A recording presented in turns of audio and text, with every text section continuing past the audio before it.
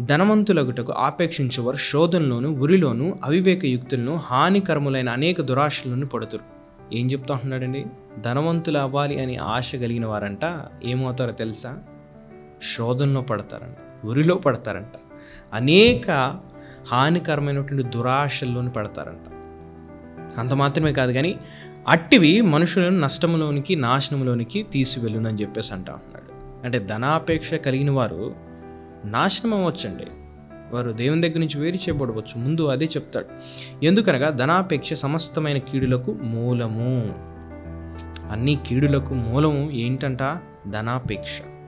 కొందరు దాన్ని ఆశించి విశ్వాసం నుంచి తొలగిపోయి నానా బాధలతో తమను తామే పొడుచుకుని, అంటే చాలామంది డబ్బును ఆశించి నాకు ఇదే జీవం అనుకున్న వాళ్ళు చాలామంది సూసైడ్ కూడా చేసుకున్నారు. మనం గమనించాల్సిన విషయం ఏంటంటే బైబిల్ ఎప్పుడు కూడా మీరు ధనవంతులు అవ్వడానికి దేవుని యొద్దకు రండి అని చెప్పదండి. అది అబద్ధం. అందుకనే వీరు అబద్ధ బోధకులు. అందుకనే మీరు వారిని పరిశీలన చేసినట్టయితే వారు ఎప్పుడు కూడా స్కానర్లో, బ్యాంక్ అకౌంట్లు వాళ్ళ స్క్రీన్స్ మీద ఉంటాయి.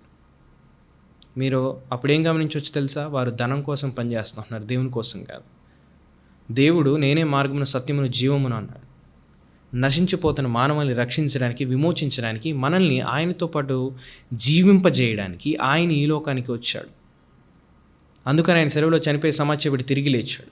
క్రీస్తు ధనం ఇవ్వడానికి ఈ లోకానికి రాలేదండి, ఆయన ప్రాణాన్ని ఇవ్వడానికి వచ్చాడు, మనల్ని విమోచించడానికి, మనల్ని ఆయనతో జీవింపజేయడానికి, నరకము నుంచి, రాబో తీర్పు నుంచి మనల్ని విమోచించడానికి, రక్షించడానికి క్రీస్తు తను అర్పించుకొని సెలవులోని చనిపోయాడు. ఆయన చనిపోయి సమాధి చేయబడ్డాడు, తిరిగి లేచాడు. ఎందరైతే ఆయన యందు విశ్వాసం ఉంచుతారో వారిని ఉచితంగా రక్షిస్తానన్నాడు. ఇందుకు క్రీస్తు వచ్చాడు. ఇది నిజమైన సువార్త. కాబట్టి మీరేం నమ్ముతున్నారో ఒకసారి పరిశీలన చేసుకోనండి. Thank you.